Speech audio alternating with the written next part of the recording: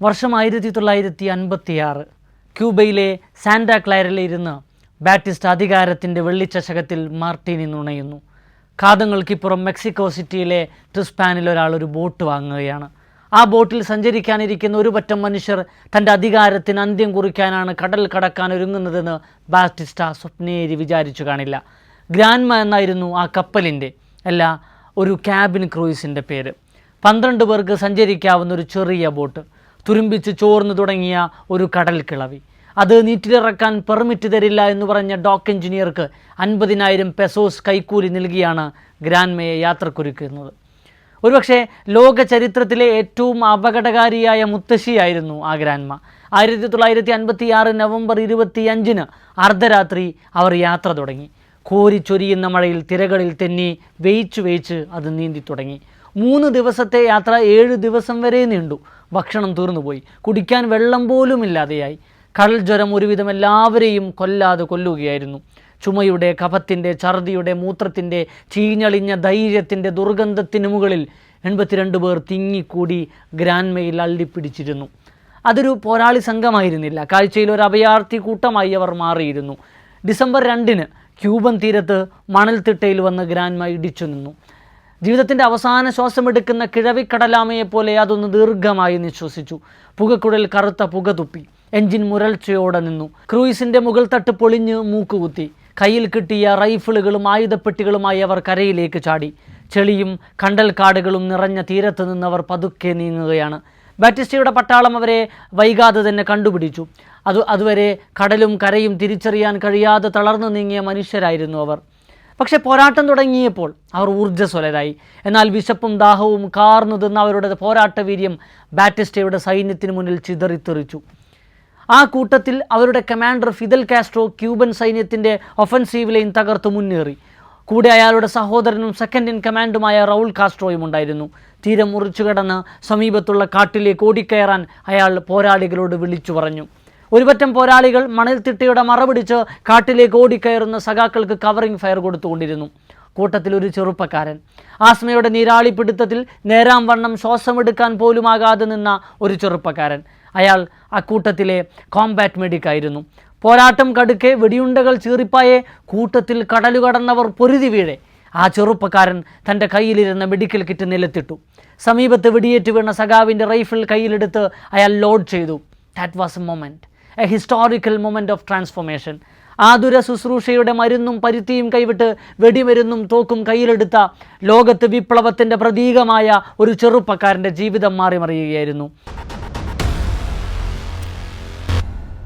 ആ ചെറുപ്പക്കാരൻ എർണസ്റ്റോ ചെഗുവേരയായിരുന്നു. സത്യം പറഞ്ഞാൽ ലോക ചരിത്രത്തിലെ ഏറ്റവും ശക്തമായ വിപ്ലവ പ്രതീകമാണ് ചെഗുവേര. പതിറ്റാണ്ടുകൾക്കിപ്പുറം മങ്ങലേൽക്കാത്ത ജ്വലിക്കുന്ന ചെന്താരകമാണത്. ഇടതു പ്രസ്ഥാനങ്ങളുടെ ആരാധ്യബിംബം. അർജന്റീനയിലെ ഒരു ഡോക്ടറിൽ നിന്ന് ക്യൂബയിലെയും ബൊളീവിയയിലെയും വിപ്ലവ ചരിത്രത്തിൻ്റെ നെടുംതൂണായ ലാറ്റിൻ അമേരിക്കൻ യൗവനം, സമര വിപ്ലവ യൗവനം. 1928 മെയ് 14 അർജന്റീനയിലെ റൊസാരിയോവിലായിരുന്നു ചെഗുവേരയുടെയും ജനനം. യഥാർത്ഥ പേര് എർണസ്റ്റോ ഗുവേര. ആ പേര് വന്നത് അച്ഛനിൽ നിന്ന് തന്നെ. എർണസ്റ്റോ ഗുവേര ലിഞ്ച് എന്നായിരുന്നു അദ്ദേഹത്തിൻ്റെ പേര്. ഐറിഷ് വംശജനായ ഗുവേര ലിഞ്ചിനും സിലിയ സർണക്കും 5 മക്കളുണ്ടായി. മൂത്തയാൾ ലോകമറിഞ്ഞ പോരാളിയുമായി. ഇടത് ആഭിമുഖ്യമുള്ള കുടുംബമായിരുന്നു ചെഗുവേരയുടേത്. ഒരു സന്തുഷ്ട കുടുംബം. സ്പാനിഷ് സിവിൽ വാറിൽ പങ്കെടുത്ത സൈനികരെ വീട്ടിൽ സൽക്കരിക്കുന്ന പതിവുണ്ടായിരുന്നു വലിയ റിപ്പബ്ലിക്കൻ അനുയായിയായിരുന്ന അച്ഛൻ ഗുവേരക്ക്. അവർ പറഞ്ഞ കഥകൾ മകൻ ഗുവേരയെ ത്രസിപ്പിച്ചു. അച്ഛൻ വഴി സിരകളിൽ ഓടുന്ന ഐറിഷ് രക്തവും പോരാട്ട കഥകളും പരന്ന വായനയും കുഞ്ഞു ചെഗുവേരയുടെ ഉള്ളിൽ ഒരു പോരാളിയെ നിർമ്മിച്ചുകൊണ്ടിരുന്നു. പഠിക്കാൻ മിടുക്കനായിരുന്ന ഗുവേര പാഠ്യേതര വിഷയങ്ങളിലും മികവ് കാണിച്ചു. സ്കൂൾ റഗ്ബി ടീമിലെ മിന്നും താരമായിരുന്ന എർണസ്റ്റോ ഗുവേര ഐറിഷ് റിബലുകളുടെ വീര്യവും വേഗതയും പ്രദർശിപ്പിച്ചു. നീന്തലിലും സൈക്ലിങ്ങിലും ഗുവേര ഒന്നാമനായി. കെമിസ്ട്രിയിലും മറ്റു ശാസ്ത്ര വിഷയങ്ങളിലും വലിയ തൽപരനായിരുന്ന എർണസ്റ്റോ വീട്ടിലെ ഗരാജിൽ ഒരു ചെറിയ ലബോറട്ടറി സംഘടിപ്പിച്ചു. ടാക്കവും ഗാമക്സീനും മിശ്രിതമാക്കി കീടനാശിനികൾ ഉണ്ടാക്കി വിൽക്കാനും തുടങ്ങി. എന്നാൽ കെമിക്കൽ റിയാക്ഷൻ ഗുവേരയുടെ ശ്വാസകോശങ്ങളിൽ കടന്നുപിടിച്ചു. അവൻ ആസ്മ രോഗബാധിതനായി. അതോടെ വാൻഡവൽ എന്ന് പേരിട്ട് വിളിച്ച ആ സംരംഭം അടച്ചുപൂട്ടാൻ അവൻ നിർബന്ധിതനായി. അപ്പോഴും കളിക്കളത്തിൽ അവൻ ഭിന്നലായിരുന്നു. Neruda, Keats, Karl Marx, Jawaharlal Nehru, Albert Camus, Franz Kafka എന്ന് തുടങ്ങിയ ലോക സാഹിത്യ കുലപതികളെയും വിഖ്യാത ദാർശനികരെയും എർണസ്റ്റോ ഗുവേര ആഴത്തിൽ വായിച്ചു. ചെറുപ്പം മുതലേ വലിയ മൂലധനമായി മാറിയ ഈ അക്ഷരക്കൂട്ട് മൂർച്ചയുള്ള ചിന്തകൾ രൂപപ്പെടുത്താൻ ഗുവേരയെ സഹായിച്ചിട്ടുണ്ട്. 1958 CIA എഴുതിയ റിപ്പോർട്ടിൽ she is fairly an intellectual for a Latino എന്നും നന്നായി വായിക്കുന്ന ഒരാളാണ് എന്നും പറഞ്ഞു വെക്കുന്നത് അതുകൊണ്ടാണ്. ബ്യൂണസ് ഐറിസ് സർവകലാശാലയിൽ മെഡിസിൻ പഠിക്കാൻ ചേർന്നതോടെയാണ് എർണസ്റ്റോ ഗുവേരയുടെ തലവര മാറുന്നത്. സത്യം പറഞ്ഞാൽ യൂണിവേഴ്സിറ്റിയിൽ അഡ്മിഷൻ എടുത്തപ്പോൾ എന്നല്ല, ആ കാലയളവിൽ നടത്തിയ 2 യാത്രകളാണ് എർണസ്റ്റോ ഗുവേര ലസെർണയിൽ നിന്ന് ചെഗുവേര ജന്മമെടുക്കാൻ കാരണമായത് എന്ന് പറയണം. ആദ്യ യാത്ര ഒരു സോളോ ട്രിപ്പായിരുന്നു. ചെറിയൊരു മോട്ടോർ ഘടിപ്പിച്ച സൈക്കിളിൽ വടക്കൻ അർജന്റീനയുടെ ഗ്രാമപ്രദേശങ്ങളിലൂടെ ഒരു സഞ്ചാരം. 1950 4500 കിലോമീറ്റർ ദൂരം സഞ്ചരിച്ച ആ പ്രയാണം ഒരു കാര്യം അടിവരയിട്ടു. 3000 പുസ്തകങ്ങളുണ്ടായിരുന്നു അച്ഛൻ്റെ ലൈബ്രറിയിൽ. അവയിലധികവും ചെഗുവേര വായിച്ചിട്ടുമുണ്ടായിരുന്നു. ഒപ്പം യാത്ര, പുറപ്പെട്ടു പോക്ക്, പ്രയാണം, അത് നൽകിയ കാഴ്ചകളും അനുഭവങ്ങളും തിരിച്ചറിവുകളും അത്രക്ക് അക്ഷരങ്ങൾ പറഞ്ഞുകൊണ്ടിരുന്ന കാര്യങ്ങളെ കൂടുതൽ ഉച്ചത്തിൽ ആഴത്തിൽ മനസ്സിൽ പതിപ്പിക്കുകയായിരുന്നു. രണ്ടാമത്തെ യാത്ര ആൽബർട്ടോ ഗ്രനാഡ എന്ന സഹപാഠിക്കൊപ്പം ഒരു മോട്ടോർ ബൈക്കിലായിരുന്നു. 1952 8000 കിലോമീറ്ററിലധികം സഞ്ചരിച്ച ആ യാത്ര ലാറ്റിൻ അമേരിക്ക അടുത്തറിയാനുള്ള പ്രയാണമായിരുന്നു എന്ന് പറയാം. പെറുവിലെ സാൻ പാബ്ലോ ക്യാമ്പിൽ ഏതാനും ആഴ്ചകൾ താമസിച്ച് അവിടെയുള്ള കുഷ്ഠരോഗികളെ ശുശ്രൂഷിക്കുകയായിരുന്നു യാത്രയിലെ അവസാന പദ്ധതി. ആമസോൺ തീരത്തെ സാൻ പബ്ലോ ലെപ്പോർ ക്യാമ്പിലെ വാസം ചെഗുവേരയെ വല്ലാതെ സ്വാധീനിച്ചു. അതുപോലെ ചിലിയിലെ ചുക്കികമാത്ത കോപ്പർഗനിയിലെ തൊഴിലാളികൾ നേരിടുന്ന ചൂഷണം ചെഗുവേര അടുത്തു നിന്ന് കണ്ടു. അറ്റക്കാമ മരുഭൂമിയിലെ യാത്രക്കിടയിൽ ഒരു കമ്പിളിപ്പുതപ്പ് പോലും സ്വന്തമായില്ലാതെ കഷ്ടപ്പെടുന്ന ഊരുവിലക്ക് നേരിട്ട കമ്മ്യൂണിസ്റ്റ് ദമ്പതികളെ ആ യുവാവ് കണ്ടുമുട്ടി. മാച്ചു പിച്ചുവിലേക്കുള്ള വഴിയിലുടനീളം ദാരിദ്ര്യത്തിൻ്റെയും പട്ടിണിയുടെയും കാഴ്ചകളാണ് ചെഗുവേരയുടെ കണ്ണിലുടക്കിയത്. തിരിച്ചെത്തി മെഡിക്കൽ പഠനം പൂർത്തിയാക്കിയ ചെഗുവേര ഒരു കാര്യം ഉറപ്പിച്ചു: ലാറ്റിൻ അമേരിക്കയെ അതിൻ്റെ കെടുതികളിൽ നിന്ന് മോചിപ്പിക്കണം. അതിന് കാതലായ മാറ്റങ്ങൾ ഉണ്ടാവണം. വിപ്ലവകരമായ മാറ്റങ്ങൾ കൊണ്ട് മാത്രമേ ചൂഷണങ്ങൾ അവസാനിക്കൂ എന്നും ചെഗുവേര മനസ്സിൽ ഉറപ്പിച്ചു. ലാറ്റിൻ അമേരിക്ക ഒരുപിടി രാജ്യങ്ങളായി ചിതറിക്കിടക്കുകയല്ല, മറിച്ച് ഒരേ പൈതൃകം ഉൾക്കൊള്ളുന്ന ഒരേ വികാരമായുള്ള ഒറ്റ ആശയമാണതെന്ന് ചെഗുവേര വിഭാവനം ചെയ്തു. ഗോട്ടിമാലയിലായിരുന്നു ചെഗുവേരയുടെ രാഷ്ട്രീയ പരീക്ഷ നടന്നത്. മെഡിക്കൽ പഠനം കഴിഞ്ഞ് മറ്റൊരു യാത്ര ആരംഭിച്ച ചെഗുവേര ഒരു വലിയ രാഷ്ട്രീയ തീരുമാനമെടുക്കുകയായിരുന്നു. ലാറ്റിൻ അമേരിക്കയെ കൈയടക്കിയിരിക്കുന്ന കുത്തക മുതലാളിത്തത്തിൻ്റെ നീരാളി കൈകൾ അപ്രത്യക്ഷമാകും വരെ ഒരു പോരാട്ടം നടത്തുകയാണ് എന്നയാൾ സ്റ്റാലിൻ്റെ ചിത്രം മുന്നിൽ വെച്ച് ശപഥം ചെയ്തു. ചെഗുവേര തൻ്റെ ആ പോരാട്ടം ആരംഭിച്ചത് ഗോട്ടിമാലയിൽ നിന്നായിരുന്നു. അമേരിക്കൻ കുത്തക കമ്പനിയായ യുണൈറ്റഡ് ഫ്രൂട്ട് കമ്പനിയുടെ അധീനതയിലായിരുന്നു ഗോട്ടിമാലയിലെ മഹാഭൂരിപക്ഷം ഭൂസ്വത്തും. അവർ തലങ്ങും വിലങ്ങും കർഷകരെ ചൂഷണം ചെയ്തുകൊണ്ടിരുന്നു. ഗോട്ടിമാലയിലെത്തിയ ഏതാനും ആഴ്ചകൾക്കകം അവിടെ ഭരണമാറ്റമുണ്ടായി. യാക്കോബ് അർബൻസിൻ്റെ നേതൃത്വത്തിൽ വലിയ പരിഷ്കാരങ്ങളും നടന്നു. ഭൂപരിഷ്കരണ നിയമങ്ങൾ ഗോട്ടിമാലയിലെ തദ്ദേശീയമായ കർഷകർക്ക് അനുകൂലമായി സംഘടിപ്പിക്കാനും കഴിഞ്ഞു. യുണൈറ്റഡ് ഫ്രൂട്ട് കമ്പനിയുടെ ചെകിടത്ത് കിട്ടിയ അടിയായി അർബൻസിൻ്റെ നയങ്ങൾ. ഒടുവിൽ മുതലാളിത്തം തനി സ്വഭാവം കാണിച്ചു. അമേരിക്കൻ ചാരസംഘടന CIA പരിശീലനം നൽകിയ കൂലിപ്പട്ടാളം ഗോട്ടിമാല സർക്കാരിനെ അട്ടിമറിച്ചു. അതിന് നേതൃത്വം കൊടുത്ത കാർലോസ് കാസ്റ്റില്ലോ 6 മാസം ഒരു മിലിറ്ററി ജുന്ത സ്ഥാപിച്ച് ഗോട്ടിമാലയിൽ ഭരണവും തുടങ്ങി. യാക്കോബ് അർബൻസ് കൊണ്ടുവന്ന പരിഷ്കാരങ്ങളെല്ലാം റദ്ദാക്കി യുണൈറ്റഡ് ഫ്രൂട്ട് കമ്പനി അതിൻ്റെ ചൂഷണ വ്യവസ്ഥ വീണ്ടും തുടർന്നു. അമേരിക്കയിലെ ഐസൻഹോവർ ഭരണകൂടത്തിലെ സ്റ്റേറ്റ് സെക്രട്ടറി ആയിരുന്ന ജോൺ ഫോസ്റ്റർ ഡള്ളസിന് UFC-യിൽ വലിയ നിക്ഷേപമുണ്ടായിരുന്നത്രേ. അർമസിൻ്റെ മർദ്ദക ഭരണത്തിനെതിരിൽ സായുധ വിപ്ലവം ഉണ്ടാവുമെന്ന് ചെഗുവേര കണക്കുകൂട്ടി. എന്നാൽ നിരുത്സാഹികളായ സായുധ സംഘത്തെ പ്രതി ചെഗുവേര നിരാശനായി തീരുകയാണ് ഉണ്ടായത്. അർമസ് ആകട്ടെ മിലിറ്റന്റുകളെ തെരഞ്ഞുപിടിച്ച് വകവരുത്താൻ തുടങ്ങിയപ്പോൾ യാക്കോബ് അർബൻസ് തന്നെ വിദേശികളായ അനുയായികളോട് നാട് വിട്ടുപോകണമെന്ന് അഭ്യർത്ഥിച്ചു. അർജന്റീൻ കോൺസുലേറ്റ് വഴി ചെഗുവേര മെക്സിക്കോയിലെത്തി. മെക്സിക്കോ സിറ്റിയിലെ വാസത്തിനിടയിലാണ് ചരിത്രത്തിൻ്റെ ഗതി മാറ്റിയ ഒരു കൂടിക്കാഴ്ച നടന്നത്. ചെഗുവേര ക്യൂബൻ പോരാളി ഫിദൽ കാസ്ട്രോയെ പരിചയപ്പെട്ടു. ഗോട്ടിമാലയിലെ പോരാട്ടകാലത്ത് പരിചയപ്പെട്ട സുഹൃത്തുക്കൾ വഴിയായിരുന്നു ഈ കൂടിക്കാഴ്ച. കാസ്ട്രോ ആകട്ടെ 26 ജൂലൈ മൂവ്മെൻറ്റ് ആരംഭിക്കാനുള്ള ഒരുക്കത്തിലുമായിരുന്നു. ഏതാനും മണിക്കൂറുകൾ ചെഗുവേരയും കാസ്ട്രോയും തമ്മിൽ സംസാരിച്ചു. അതിൽ രാഷ്ട്രീയവും തത്വചിന്തയും സാഹിത്യവും ഒക്കെ കടന്നു വന്നു. ലാറ്റിൻ അമേരിക്കൻ ജനതയുടെ മോചനത്തിന് വേണ്ടിയുള്ള പോരാട്ടങ്ങൾ ആരംഭിക്കുന്നതിനെ പറ്റി അവർ സംസാരിച്ചു. ആ സംഭാഷണം അവസാനിക്കും മുന്നേ ചെഗുവേര കാസ്ട്രോക്ക് കൈകൊടുത്തു. ക്യൂബയിലെ മുതലാളിത്ത മർദ്ദക ഭരണം അവസാനിപ്പിക്കാനുള്ള വിപ്ലവത്തിൽ അവരോടൊപ്പം ചെഗുവേരയും ചേർന്നു. മെക്സിക്കോയിൽ നിന്ന് 1954 നവംബർ 25 ഗ്രാൻമ എന്ന ചെറിയ കപ്പലിൽ കയറി അവർ ക്യൂബൻ തീരത്തെത്തി. അവിടെ ക്യൂബൻ ഏകാധിപതി ബാറ്റിസ്റ്റയുടെ പട്ടാളം അവരെ വരവേറ്റു. കനത്ത ഏറ്റുമുട്ടലിൽ വിപ്ലവകാരികൾ ചിതറിപ്പോയി. 82 പേരിൽ ആകെ ബാക്കിയായത് 22 പേർ മാത്രമായിരുന്നു. സിയറ മൈസ്ത്ര മലയിടുക്കുകളിൽ അവർ തമ്പടിച്ചു. ചിതറിപ്പോയവരെ ആളും സന്നാഹവും ഒരുമിച്ച് കൂട്ടി പോരാട്ടം തുടർന്നു. ഇതിനിടയിൽ സഹപ്രവർത്തകരിൽ നിരക്ഷരായവർക്ക് എഴുത്തും വായനയും പഠിപ്പിച്ചു കൊടുക്കുന്ന പണി ചെഗുവേര ഏറ്റെടുത്തു. കൂട്ടത്തിൽ ഏറ്റവും ഉത്സാഹിയായ ചെറുപ്പക്കാരനും അഭ്യസ്തവിദ്യനുമായ ചെഗുവേര സംഘത്തിന്റെ സെക്കൻഡ് ഇൻ കമാൻഡായി നിയോഗിക്കപ്പെട്ടു. അച്ചടക്കത്തിന്റെ കാര്യത്തിൽ വലിയ കണിശതയുള്ള ആളായിരുന്നു ചെഗുവേര.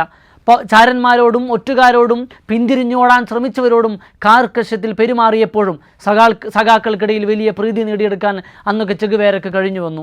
ഒഴിവു സമയങ്ങളിൽ അയാൾ സഹപോരാളികൾക്ക് പുസ്തകങ്ങൾ വായിച്ചു കേൾപ്പിച്ചു. ഒളിവിൽ താമസിക്കുന്ന ഗ്രാമങ്ങളിൽ മെഡിക്കൽ ക്യാമ്പുകൾ സംഘടിപ്പിച്ചു. കുട്ടികൾക്ക് എഴുത്തും വായനയും പഠിപ്പിച്ചു. ക്യൂബൻ പോരാട്ടം ത്യാഗോജ്ജലമായിരുന്നു എന്ന് പറയാം.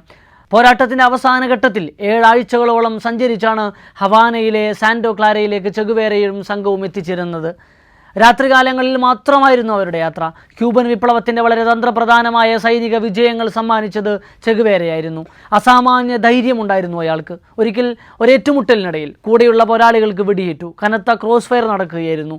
ചെഗുവേര ഒന്നും നോക്കാതെ ഓടിച്ചെന്ന് വെടിയേറ്റു വീണ ആളെയും തോളിലിട്ട് അവിടെ നിന്ന് പുറത്തു കടന്നു. അയാളുടെ ധൈര്യം കണ്ടു നിന്ന ശത്രുക്കൾ വെടിയുതിർക്കാൻ പോലും മറന്നുപോയത്രേ. സാന്റാ ക്ലാരയിലെ പോരാട്ടം അതികഠിനമായിരുന്നു. ക്യൂബൻ സൈന്യത്തിൻ്റെ 10-1 ബലം മാത്രമേ ചെഗുവേരയുടെ സൂയിസൈഡ് സ്ക്വാഡിനുണ്ടായിരുന്നുള്ളൂ. എന്നിട്ടും സാന്റാ ക്ലാര പോരാളികൾക്ക് കീഴടങ്ങി. ചെഗുവേര തന്നെ സ്ഥാപിച്ച റിബൽ റേഡിയോയിലൂടെ ഈ വിവരം പുറം ലോകത്തെ അറിയിച്ചു.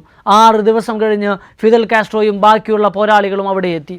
അവിടെ അമേരിക്കയുടെ പാവയായ ബാറ്റിസ്റ്റയുടെ കിരാതമായ ഭരണം അവസാനിപ്പിച്ചു. 1959 ജനുവരി 8 ക്യൂബക്ക് മുകളിൽ വിപ്ലവത്തിൻ്റെ ചുവന്ന സൂര്യൻ ജ്വലിച്ചു. വിപ്ലവാനന്തര ക്യൂബയിലെ ഭരണം എളുപ്പമായിരുന്നില്ല. വലിയ സാമ്പത്തിക ഞെരുക്കം മുന്നിലുണ്ടായിരുന്നു. ചെഗുവേരക്ക് ആദ്യം ഏൽപ്പിക്കപ്പെട്ട ദൗത്യം ബാറ്റിസ്റ്റ സർക്കാരിലെ കുറ്റവാളികളെ വകവരുത്തലായിരുന്നു. ഫെബ്രുവരിയോടെ ക്യൂബൻ പൗരത്വം നൽകി ചെഗുവേരയെ കാസ്ട്രോ ഭരണം ആദരിച്ചു. മെയ് മാസത്തിൽ ചെഗുവേര ആസൂത്രണം ചെയ്ത കർഷക നിയമങ്ങൾ നടപ്പിലാക്കപ്പെട്ടു. പ്രധാനമായും ഇത് ഭൂപരിഷ്കരണ നിയമമായിരുന്നു. വിദേശ കുത്തക കമ്പനികളെ രാജ്യത്തു നിന്ന് ഓടിക്കാനുള്ള നടപടികളും ഉണ്ടായി. ഏതാണ്ട് ഇതേ കാലയളവിൽ ചെഗുവേര രണ്ടാമതും വിവാഹിതനായി. ആദ്യ ഭാര്യ ഗോട്ടിമാല വിപ്ലവകാലത്ത് പരിചയപ്പെട്ട ഹിൽദ ഗാഡിയ ആയിരുന്നുവെങ്കിൽ രണ്ടാം വിവാഹം ക്യൂബൻ സഹപോരാളി അലൈദ മാർച്ചുമായിട്ടായിരുന്നു. വിവാഹം കഴിഞ്ഞും അതുവിധു നാളുകളിൽ വിശ്രമമായിരുന്ന ചെഗുവേരയെ കാസ്ട്രോ 3 മാസം നീണ്ടുനിന്നൊരു വിദേശ പര്യടനത്തിന് അയച്ചു. 1959 ജൂലൈ 1 തീൻമൂർത്തി ഭവനിൽ വെച്ച് ജവഹർലാൽ നെഹ്റുവുമായി ചെഗുവേര കൂടിക്കാഴ്ച നടത്തി. തന്നെ ഏറ്റവും കൂടുതൽ സ്വാധീനിച്ച ദാർശനികരിൽ ഒരാളെ നേരിട്ട് കണ്ട സന്തോഷത്തിൽ ചെഗുവേര ഒരു പെട്ടി ക്യൂബൻ സിഗാർ നെഹ്റുവിന് കൈമാറി. ആനക്കൊമ്പിൽ തീർത്ത പിടിയുള്ള ഒരു ഖുക്രി കത്തിയാണ് നെഹ്റു ആ യുവ പോരാളിക്ക് സമ്മാനമായി തിരിച്ചു നൽകിയത്. തിരികെ ക്യൂബയിലെത്തിയ ചെഗുവേരക്ക് ധനകാര്യ മന്ത്രാലയത്തിൻ്റെ ചുമതല കൂടി നൽകപ്പെട്ടു. നാഷണൽ ബാങ്കിൻ്റെ ഗവർണർ പദവിയും നൽകി. എന്നാൽ പുതിയ പോർട്ട്ഫോളിയോകളിൽ അയാൾ പരാജയമായി തീർന്നു. ദേശീയ സാമ്പത്തിക രംഗത്തെ ഉത്തേജിപ്പിക്കാനുള്ള പല ശ്രമങ്ങളും പരാജയപ്പെട്ടു. ചില പദ്ധതികളെല്ലാം തിരിച്ചടിയുമായി. എന്നാൽ ഇതേ കാലയളവിൽ രാജ്യത്തെ സാക്ഷരതാ പ്രസ്ഥാനം ആരംഭിച്ചു. അതൊരു വലിയ വിജയവുമായി. 30% മാത്രമായിരുന്നു അതുവരെ സാക്ഷരതാ നിരക്കെങ്കിൽ ഈ പദ്ധതിയോടത് 96% വർദ്ധിച്ചു. ഇതിനിടെ മറ്റൊരു രാഷ്ട്രീയ പ്രതിസന്ധി ക്യൂബൻ നേതാക്കളെ കാത്തിരിക്കുന്നുണ്ടായിരുന്നു. 1960 മാർച്ച് മാസം ഹവാന ഹാർബറിൽ വലിയൊരു സ്ഫോടനം നടന്നു. 76 ആളുകൾ കൊല്ലപ്പെടുകയും 100 കണക്കിന് ആളുകൾക്ക് പരിക്കേൽക്കുകയും ചെയ്ത ഈ സംഭവത്തിന് പിന്നിൽ CIA ആയിരുന്നു. സംഭവ സ്ഥലത്ത് ആദ്യമെത്തിയത് ചെഗുവേരയായിരുന്നു. അദ്ദേഹം നേരിട്ടിറങ്ങി പരിക്കേറ്റവരെ ശുശ്രൂഷിക്കാൻ തുടങ്ങി. പിന്നീട് സംഭവസ്ഥലം സന്ദർശിച്ച ഫിദൽ കാസ്ട്രോ മരണപ്പെട്ടവരുടെ കുടുംബാംഗങ്ങളെ അഭിസംബോധന ചെയ്യവേ ആൾക്കൂട്ടത്തിൽ ക്രോധത്തിൻ്റെയും സങ്കടത്തിൻ്റെയും സമ്മിശ്ര വികാരങ്ങൾ പ്രകടമായ കണ്ണുകളുമായി അനന്തതയിലേക്ക് നോക്കി നിൽക്കുന്ന ചെഗുവേരയുടെ ചിത്രം ആൽബർട്ടോ കോർദ എന്ന ഫോട്ടോഗ്രാഫർ പകർത്തി. ലോകത്തെ ഏറ്റവും കൂടുതൽ ശ്രദ്ധേയമായ ചിത്രങ്ങളിൽ ഒന്നായി അത് മാറി. ഹീറോയിക് ഗറില്ല എന്ന ചിത്രം ലോകമെമ്പാടുമുള്ള ഇടത് സംഘടനകളുടെ ആവേശമായി മാറി. ഇന്ന് യുവജന സംഘടനകൾ പോരാട്ടത്തിൻ്റെയും ചെറുത്തുനിൽപ്പിൻ്റെയും പ്രതീകമായി ഈ ചിത്രം ഉപയോഗിച്ചു വരുന്നുണ്ട്. തൊട്ടടുത്ത വർഷം CIA വീണ്ടും ക്യൂബയിൽ ഒരു ഓപ്പറേഷൻ നടത്തി. 1961 ഏപ്രിൽ 17 അത്. ബേ ഓഫ് പിഗ്സ് എന്ന തീരത്തേക്ക് CIA പരിശീലനം ലഭിച്ച 1400 പോരാളികളെത്തി. നാടുകടത്തപ്പെട്ട ബാറ്റിസ്റ്റ ഭരണകൂടത്തിലെ കുറ്റവാളികളായിരുന്നു അവരിലേറെ പേരും. അവരുടെ ആശ്രമം പരാജയപ്പെട്ടു. ബേ ഓഫ് പിഗ്സ് ദുർബലമായി തുടങ്ങിയ വിപ്ലവത്തെ എന്നത്തേക്കാളും ദൃഢമാക്കി എന്നാണ് ചരിത്രം. അതിന് അമേരിക്കയോട് നന്ദി പറയുന്നു എന്നായിരുന്നു കാസ്ട്രോയുടെ പ്രതികരണം. 1962 ക്യൂബയുടെ ചരിത്രത്തിലെ ഏറ്റവും നിർണായകമായ ഒരു സംഭവം നടക്കുന്നത്. ക്യൂബൻ മിസൈൽ പ്രതിസന്ധി. CIA നേതൃത്വത്തിൽ തുടർച്ചയായി നടക്കുന്ന അട്ടിമറി ശ്രമങ്ങളുടെ പശ്ചാത്തലത്തിൽ സോവിയറ്റ് യൂണിയനിൽ നിന്ന് അറ്റോമിക് വാർഹെഡുകൾ അടക്കമുള്ള മിസൈൽ ശേഖരം ക്യൂബയിലെത്തിക്കാനുള്ള നീക്കം ആരംഭിച്ചിരുന്നു. ക്രുഷ്ചേവിനെ നേരിട്ട് കണ്ട് ചെഗുവേര തന്നെയാണ് ഇതിനുവേണ്ട നയതന്ത്ര ചർച്ചകൾ നടത്തിയത്.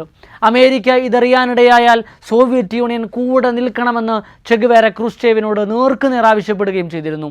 ശീതയുദ്ധം കത്തി നിൽക്കുന്ന സമയമായിരുന്നല്ലോ അത്. ക്യൂബൻ തീരത്തെത്തിയ സോവിയറ്റ് മിസൈലുകൾ അമേരിക്ക കണ്ടുപിടിച്ചു. ഇത് വലിയ രാജ്യാന്തര പ്രശ്നമാക്കാൻ അമേരിക്കക്ക് എളുപ്പം കഴിയുകയും ചെയ്തു. അവരുടെ മൂക്കിന് താഴെ ഒരു ആണവ ശക്തിയെ ശത്രുവായി അവർക്ക് സങ്കല്പിക്കാൻ കഴിയില്ലായിരുന്നു. ഒടുവിൽ സോവിയറ്റ് യൂണിയൻ മുട്ടുമടക്കി. അവർ ചെഗുവേരക്ക് നൽകിയ വാക്കിന് വിലയുണ്ടായില്ല. ഇതോടെ ചെഗുവേര ആകെ നിരാശനായി. അമേരിക്കയും സോവിയറ്റ് യൂണിയനും അധികാരത്തിൻ്റെയും അധിനിവേശത്തിൻ്റെയും അധികാരഹുങ്കിൻ്റെയും രണ്ട് ധ്രുവങ്ങളാണെന്നും അവരുടെ ഇഷ്ടത്തിനൊത്ത് തുള്ളേണ്ട ഒരു പാവയായി മാത്രമേ അവർ ക്യൂബയെ കാണുന്നുള്ളൂ എന്നും ചെഗുവേര വിമർശിച്ചു. ഇതേ കാലയളവിൽ ക്യൂബൻ കമ്മ്യൂണിസ്റ്റ് നേതാക്കളിൽ നിന്നും ചെഗുവേര എതിർപ്പ് നേരിടുന്നുണ്ടായിരുന്നു. മാർക്സിസം വിട്ട് ചെഗുവേര മാവോയിസത്തിലേക്ക് വഴുതിപ്പോയെന്ന് വിമർശനമുണ്ടായി. ചെഗുവേരയുടെ സോവിയറ്റ് വിമർശനങ്ങൾ കാസ്ട്രോക്ക് വലിയ ബാധ്യതയായി മാറുന്നുമുണ്ടായിരുന്നു. എങ്കിലും ചെയുടെ ജനപ്രീതി അവഗണിക്കാൻ കഴിയാത്തതായിരുന്നു. കാസ്ട്രോ ചെഗുവേരയെ വീണ്ടും വിദേശ പര്യടനത്തിനയച്ചു. ഇത്തവണ UN ചെഗുവേര പ്രസംഗിക്കാനെത്തി. ന്യൂയോർക്കിലെത്തിയ ചെ 2 തവണയാണ് വധശ്രമത്തിൽ നിന്ന് രക്ഷപ്പെട്ടത്. രണ്ടിനും പിന്നിൽ നാടുകടത്തപ്പെട്ട ബാറ്റിസ്റ്റ് അനുയായികളായിരുന്നു. ആദ്യം മോളി ഗോൺസാലസ് എന്ന സ്ത്രീ കത്തി കൊണ്ട് ചെയെ കുത്തിക്കൊലപ്പെടുത്താൻ ശ്രമിച്ചു. അത് പരാജയപ്പെട്ടു. പിന്നീട് UN ആസ്ഥാനത്തിനോട് ചേർന്നുള്ള ഈസ്റ്റ് റിവറിൽ നിന്ന് ഒരു ഓട്ടോമാറ്റഡ് ബസൂക്ക കൊണ്ട് വെടിവെച്ചു കൊല്ലാനായിരുന്നു ശ്രമം. ഗില്ലാർമോ നോവ എന്നയാൾ നടത്തിയ ആ ശ്രമവും പരാജയപ്പെട്ടു. ഈ യാത്രകൾക്ക് ശേഷം ചെഗുവേര പതുക്കെ പൊതുമധ്യത്തിൽ നിന്ന് പക്ഷേ മാറി നിൽക്കാൻ തുടങ്ങി. അൾജീരിയയിൽ നടന്ന ആഫ്രോ ഏഷ്യൻ സോളിഡാരിറ്റി സെമിനാറിലായിരുന്നു ചെഗുവേര അവസാനമായി പ്രസംഗിച്ചത്. 1965 ആയപ്പോഴേക്കും ചെയുടെ വിവരങ്ങൾ ക്യൂബയിലെ ജനങ്ങൾക്ക് പോലും അറിയില്ലെന്നായി. ഈ കാലയളവിലാണ് കോങ്കോയിലെ ആഭ്യന്തര യുദ്ധത്തിൽ ചെ ഇടപെടുന്നത്. അദ്ദേഹത്തിൻ്റെ ഉറ്റ സുഹൃത്തുക്കൾ പലരും അത് നിരുത്സാഹപ്പെടുത്തിയിരുന്നു. ഈജിപ്ഷ്യൻ നേതാവ് ഗമാൽ അബ്ദുൽ നാസർ ചെയുടെ ഈ തീരുമാനത്തെ മണ്ടത്തരമെന്ന് ഉപദേശിച്ചു നോക്കി.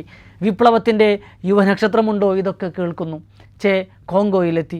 പ്രവചിക്കപ്പെട്ടതുപോലെ കോങ്കോയിലെ വിപ്ലവം പാതി വഴിയിൽ പൊലിഞ്ഞുപോയി. ഇതൊരു തെറ്റായ തീരുമാനമായിരുന്നുവെന്ന് ചെ തന്നെ സമ്മതിച്ചു. മടക്കയാത്രയിൽ ടാൻസാനിയയിലെ ദാറുസലാമിലുള്ള ക്യൂബൻ എംബസിയിൽ 6 മാസമാണ് ചെ താമസിച്ചത്. ക്യൂബയിലേക്ക് മടങ്ങിപ്പോകാൻ അത്രക്ക് മടിയുണ്ടായിരുന്നു അദ്ദേഹത്തിന്. പരാജയത്തിൻ്റെ നാണക്കേട് മാത്രമായിരുന്നില്ല. ചെ രാഷ്ട്രീയത്തിൽ നിന്ന് വിരമിക്കുന്നു എന്ന തരത്തിൽ അദ്ദേഹത്തിൻ്റെ ഒരു കത്ത് കാസ്ട്രോ പുറത്തുവിടുകയും ചെയ്തിരുന്നു. ഒടുവിൽ ചെ തൻ്റെ പഴയ സ്വപ്നത്തിലേക്ക് തന്നെ തിരിഞ്ഞു. ലാറ്റിൻ അമേരിക്കയെ മുഴുവൻ ചൂഷണങ്ങളിൽ നിന്നും കെടുതികളിൽ നിന്നും മോചിപ്പിക്കാനുള്ള ശ്രമം. ബൊളീവിയായിരുന്നു ചെ തിരഞ്ഞെടുത്ത പോരാട്ട ഭൂമി. 1966 ഒടുവിൽ ചെഗുവേര ഒരു ഉറുഗ്വൻ വ്യവസായിയുടെ വേഷത്തിൽ ലാപാസയിൽ വന്നിറങ്ങി. ആൾമാറാട്ടത്തിൻ്റെ ഭാഗമായി ഭാഗികമായി മുണ്ടനം ചെയ്താണ് ചെഗുവേര അഡോൾഫോ മെനോ ഗോൺസാൽവസായി മാറിയത്. ലാപാസയിലെത്തിയ ചെ തെക്കൻ ബൊളീവിയയിലെ ഗ്രാമപ്രദേശങ്ങളിലേക്ക് മാറി. അവിടെ തമ്പടിച്ച് ഗറില്ല പടയിലേക്ക് ആളെ കൂട്ടാൻ തുടങ്ങി. മുമ്പ് കിഴക്കൻ ജർമ്മനി സന്ദർശിക്കവേ പരിചയപ്പെട്ട ടാനി എന്നറിയപ്പെട്ട ടമാറ ബങ്ക് ചെയുടെ ഫസ്റ്റ് ഇൻ കമാൻഡായി. 50 പേരുടെ ഒരു സേനയെ ചെ സംഘടിപ്പിച്ച് national liberation army of Bolivia എന്ന പേരിൽ പോരാട്ടം ആരംഭിച്ചു. ആദ്യം ബൊളീവിയൻ സൈന്യത്തിനുമേൽ തുടർച്ചയായ വിജയങ്ങൾ നേടാൻ ചെഗുവേരക്കും സംഘത്തിനും കഴിഞ്ഞിരുന്നു. കമീരി മലനിരകളിലും നഞ്ചാസോ താഴ്വരയിലുമായി അവർ നിലയുറപ്പിച്ചു. ബൊളീവിയയുടെ സർക്കാരാവട്ടെ ചെയുടേത് വലിയൊരു സൈന്യമാണെന്ന കണക്കുകൂട്ടലിലായിരുന്നു. അതുകൊണ്ട് തന്നെ വലിയ സൈനിക വിന്യാസവും അവരുടെ ഭാഗത്തു നിന്നുണ്ടായി. CIA സ്പെഷ്യൽ ടാസ്ക് ഫോഴ്സിനെ അയക്കുകയും ചെയ്തു. അച്ചടക്കത്തിൻ്റെ കാര്യത്തിൽ പരിധിയിൽ കവിഞ്ഞ നിഷ്ഠയുണ്ടായിരുന്ന ചെ പലപ്പോഴും മറ്റു നേതാക്കളുമായി തെറ്റുക പതിവായി തീർന്നു. കോങ്കോയിലും ഇത് തന്നെയാണ് സംഭവിച്ചത്. ക്യൂബയിൽ അതങ്ങനെ ഇല്ലാതിരുന്നത് കാസ്ട്രോയെപ്പോലെ ഒരു നേതാവ് എല്ലാവർക്കും മുകളിലായി ഉണ്ടായിരുന്നത് കൊണ്ടാവണം. ഈ പ്രതിസന്ധികൾക്കിടയിൽ ബൊളീവിയയിലെ തദ്ദേശീയരായ കർഷകരിൽ പലരും ഗറില്ലകളെപ്പറ്റി വിവരങ്ങൾ സർക്കാരിന് കൈമാറിക്കൊണ്ടിരുന്നു. 1967 ഒക്ടോബർ 7 നൊഞ്ചാസോ ഗറില്ലകളെ പറ്റിയുള്ള നിർണായക വിവരങ്ങൾ സർക്കാരിന് ലഭിച്ചു. ബൊളീവിയൻ സൈന്യം CIA നേതൃത്വത്തിൽ ഗറില്ലകളുടെ ക്യാമ്പ് വളഞ്ഞു. പിറ്റേന്ന് നടന്ന ഏറ്റുമുട്ടലിൽ പരിക്കേറ്റ നിലയിൽ ചെഗുവേരയെ സൈന്യം പിടികൂടി. അയാളെ അവർ ആ ഗ്രാമത്തിലുള്ള ഒരു സ്കൂളിലെത്തിച്ചു. അവിടെ ഒരു മുറിക്കകത്ത് തടവിൽ പാർപ്പിച്ചു. തടവിലാക്കപ്പെട്ട ചെ കൂടുതൽ ധീരനായി മാറി. അയാൾ ബൊളീവിയൻ സർക്കാരിൻ്റെ പ്രതിനിധികളോടും CIA ഏജന്റുമാരോടും സംസാരിക്കില്ലെന്ന് പ്രഖ്യാപിച്ചു. അയാളുടെ മുറിക്ക് പുറത്ത് കാവൽ നിന്നിരുന്ന സാധാരണ സൈനികരോട് മാത്രം വല്ലപ്പോഴും സംസാരിച്ചു. അതും സിഗരറ്റോ സിഗാറോ മറ്റോ ചോദിക്കുക മാത്രം ചെയ്തു. ഒക്ടോബർ 9 രാവിലെ സ്കൂളിലെ പ്രധാനാധ്യാപകയെ കാണണമെന്ന് ചെ ആവശ്യപ്പെട്ടു. അല്പസമയത്തിനകം അധ്യാപിക വന്നു. ചെളിമിഴുകിയും മരച്ചിലകൾ വെച്ചുകെട്ടിയും ഉണ്ടാക്കിയ സ്കൂൾ കെട്ടിടത്തിൻ്റെ ശോചനീയ അവസ്ഥയെപ്പറ്റി ചെ അവരോട് സംസാരിച്ചു. സ്കൂളിലെ പെഡഗോഗിയെപ്പറ്റി ചോദിച്ചറിഞ്ഞ അദ്ദേഹം കാലാഹരണപ്പെട്ട പാഠ്യപദ്ധതി പരിഷ്കരിക്കണമെന്ന് വാദിച്ചു. ഇതിനൊക്കെ വേണ്ടിയാണ് ഞങ്ങൾ നിങ്ങൾക്ക് വേണ്ടി പോരാടിയത് എന്നയാൾ അവരോട് പറഞ്ഞു നോക്കി. ഈ സമയം ചെഗുവേരയെ വധിക്കാനുള്ള ഉത്തരവ് ബൊളീവിയൻ പ്രസിഡന്റ് റെനെ ബെറിയൻഡോസ് പുറപ്പെടുവിച്ചു കഴിഞ്ഞിരുന്നു. ചെയെ കസ്റ്റഡിയിൽ വിട്ടുകിട്ടണമെന്ന് CIA ആവശ്യപ്പെട്ടെങ്കിലും അതുണ്ടായില്ല. ഉച്ചയോടടുപ്പിച്ച് ചെയെ വെടിവെച്ചു കൊല്ലാൻ തീരുമാനമായി. കൊല്ലുന്നതിന് തൊട്ടു മുമ്പ് CIA ഉദ്യോഗസ്ഥൻ ഫെലിക്സ് റോഡ്രിഗസ് ചെയോട് ചോദിച്ചു, നീ അനശ്വരനായിരിക്കും എന്ന് ചിന്തിച്ചിരുന്നു? അല്പം അമർഷത്തോടെയെങ്കിലും പുഞ്ചിരിച്ചുകൊണ്ട് ചെ മറുപടി പറഞ്ഞു, ഒരിക്കലുമില്ല. നമ്മളെല്ലാം ഒരു ദിവസം മരിക്കും. പക്ഷേ ഞങ്ങളുടെ വിപ്ലവം അത് അനശ്വരമായി നിലനിൽക്കും. ചെഗുവേരയെ വെടിവെച്ചു കൊലപ്പെടുത്താൻ നിയോഗിക്കപ്പെട്ട സർജന്റ് മാരിയോ ടെറാൻ ചെയോട് അന്നേരം ചോദിച്ചു, അവസാനമായി എന്തെങ്കിലും പറയാനുണ്ടോ? അന്നേരം ചെ അയാളുടെ കണ്ണുകളിൽ നോക്കി. നീ എന്നെ കൊല്ലാൻ വന്നതല്ലേ? പേടിച്ചു നിൽക്കാതെ വെടിവെച്ചു തീർക്കൂ ഭീരുവേ. അയാളുടെ M2 കാർബൈൻ 9 തവണ വെടിയുതിർത്തു. ഉച്ചയ്ക്ക് 1:10 ചെഗുവേര അവസാന ശ്വാസം വലിച്ചു. സത്യം പറഞ്ഞാൽ മരണത്തോട് അനശ്വരനാവുകയായിരുന്നു ചെ.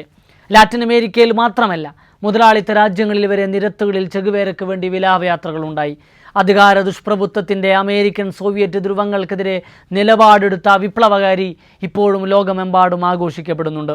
ഇടതുപക്ഷം തോറ്റുപോകുന്ന ഇടങ്ങളിൽ പ്രവർത്തകർക്ക് സമരാവേശം പകരുന്നുണ്ട്. ജയിച്ചു കയറുന്ന ഇടങ്ങളിൽ തിരുത്തൽ ശക്തിയായി നിലനിൽക്കുന്നുണ്ട്. കാലം പോകെ പോകെ ചിലയിടങ്ങളിൽ ചെഗുവേര വെറും ഒരു പോസ്റ്റർ ബോയ് മാത്രമായി ചുരുങ്ങുകയും ചെയ്യുന്നുണ്ട്. അയാൾ അർഹിക്കാത്തൊരു വിരോധാഭാസം.